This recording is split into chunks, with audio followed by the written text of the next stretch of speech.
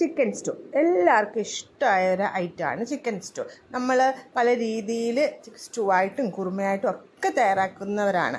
അപ്പം നമ്മളൊരു ഇതിലേക്കൊരു സീക്രട്ട് ഇൻഗ്രീഡിയൻറ്റും കൂടി ഒന്ന് ചേർത്ത് നോക്കിയിട്ട് ഒന്ന് തയ്യാറാക്കി നോക്കിക്കേ, നിങ്ങൾക്ക് തീർച്ചയായിട്ടും ഇഷ്ടപ്പെടും. അപ്പം നമുക്ക് നോക്കിയാലോ എങ്ങനെയാണ് തയ്യാറാക്കുന്നതെന്ന്. ആദ്യം നമ്മൾ കുറച്ച് ചിക്കന് ബോൺലെസ് മാത്രമല്ല ബോണോട് കൂടി തന്നെ എടുക്കാൻ ശ്രമിക്കുക ചിക്കൻ സ്റ്റൂ വെക്കുമ്പോൾ. അതിന് ശേഷം അതിലേക്ക് നമ്മൾ കുരുമുളക് ഒന്ന് ചതച്ചതും കൂടി ചേർത്ത് കൊടുക്കുന്നത്, ഉപ്പും കൂടി ചേർത്ത് നന്നായിട്ട് മിക്സ് ചെയ്തിട്ട് നമ്മൾ ഒരു അരമണിക്കൂറെങ്കിലും അന്ന് റെസ്റ്റ് ചെയ്യാൻ കൊടുക്കുക. അതായത് നല്ല ടേസ്റ്റ് ആയിരിക്കും. ഞാനാണെങ്കിൽ അതിലേക്ക് കുറച്ച് ഇഞ്ചിയും കൂടി ചതച്ച് ചേർത്തിട്ടുണ്ടായിരുന്നു ആ കുരുമുളകിൻ്റെ കൂടെ. അതിന് ശേഷം നമ്മൾ അരമണിക്കൂറിന് ശേഷം പാനിൽ കുറച്ച് എണ്ണ ഒഴിക്കുക. പട്ട, ഗ്രാമ്പു, ഏലക്ക അതൊക്കെ 1-2 പീസ് വീതം ചേർത്തതിന് ശേഷം നമ്മുടെ ഒരു ചെറിയൊരു ഉള്ളിയും ചേർത്ത് ഒന്ന് വഴറ്റിയതിന് ശേഷം നമ്മുടെ ചിക്കനും കൂടി ചേർത്ത് കൊടുത്ത് ഒരു 5 മിനിറ്റ് ഒന്ന് അടച്ചു വെച്ചിട്ട് കുക്ക് ചെയ്തെടുക്കുക.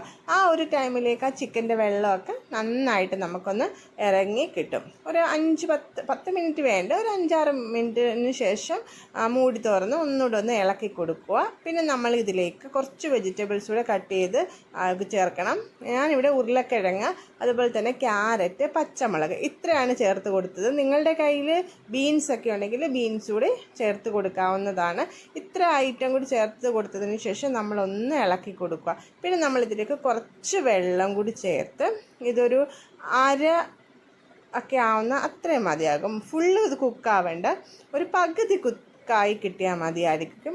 ആ ഒരു ടൈം വരെ നമ്മൾ കുറച്ച് വെള്ളത്തിലൊന്ന് കുക്ക് ചെയ്ത് എടുക്കുക. അത് ചിക്കനൊക്കെ ഒന്ന് കുക്കാവണ്ടേ, അതിന് വേണ്ടി. അതല്ല നിങ്ങൾക്ക് ഈ ഒരു ടൈമിൽ തേങ്ങാപ്പാലിലിട്ടായാലും കുക്ക് ചെയ്ത് കൊടുക്കാവുന്നതാണ്. അതിന് ശേഷം ഒരു പകുതി കുക്കായതിന് ശേഷം ഞാനിതിലേക്ക് 2ാം പാലാണ് ഒഴിച്ചു കൊടുക്കുന്നത്. ഇത് കോക്കനട്ട് മിൽക്ക് പൗഡറിൻ്റെ അത് നമ്മൾ ചൂടുവെള്ളത്തിൽ ഒന്ന് കലക്കി ചേർത്ത് കൊടുത്തിരുന്നത്.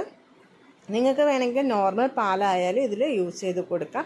ഇപ്പോൾ അത്യാവശ്യം നന്നായിട്ട് കുക്കായി കിട്ടിയതിന് ശേഷം നമ്മളിതിലേക്ക് 1ാം പാല് ചേർത്ത് കൊടുത്തു. അതുപോലെ തന്നെ ആവശ്യത്തിന് കറിവേപ്പില ചേർത്ത് കൊടുക്കുക. കറിവേപ്പിലയും കൊണ്ട് ചേർത്ത് കൊടുത്തതിന് ശേഷം നമ്മുടെ സീക്രട്ട് ഇൻഗ്രീഡിയൻ്റായ മിൽക്ക് മെയ്ഡ്, ഇത് ഈ ഒരു സ്പൂണിന് ഞാൻ 2 സ്പൂൺ ചേർത്ത് കൊടുത്തിട്ടുണ്ട്. അപ്പം നിങ്ങൾക്ക് വലിയ സ്പൂണാണെങ്കിൽ വലിയ സ്പൂണ് 1 സ്പൂൺ മതിയായിരിക്കും. ഇതുപോലെ ചെറിയ സ്പൂണാണെങ്കിൽ 2 സ്പൂൺ ചേർത്ത് കൊടുക്കുക. അതിന് ശേഷം നന്നായിട്ടൊന്ന് ഇളക്കി എടുക്കുക. ഇതിപ്പോൾ നല്ല കറിക്കൊരു നല്ല കൊഴുപ്പും അതുപോലെ തന്നെ ചെറിയൊരു സ്വീറ്റ്നെസ് ഒക്കെ കിട്ടി നല്ല ടേസ്റ്റ് ആയിരിക്കും. അപ്പോൾ നിങ്ങൾ എന്തായാലും ഈ ഒരു രീതിയിലൊന്ന് ട്രൈ ചെയ്ത് നോക്കണം.